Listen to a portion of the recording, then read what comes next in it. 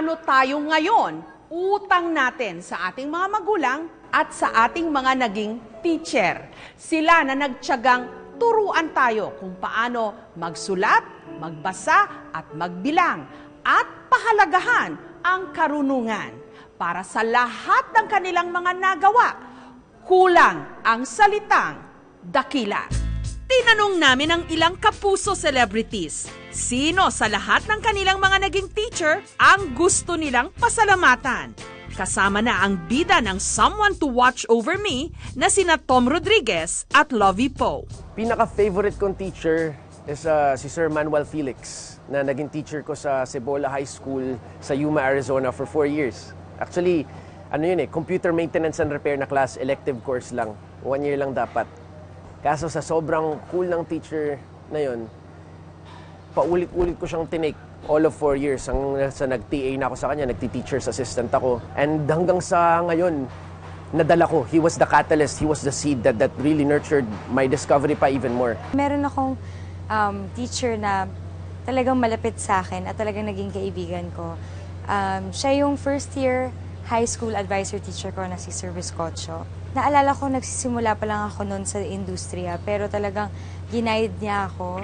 Si Miguel Tan Felix naman, na bida sa first interactive romantic show ng GMA na usapang real love, may mensahe sa kanyang favorite teacher.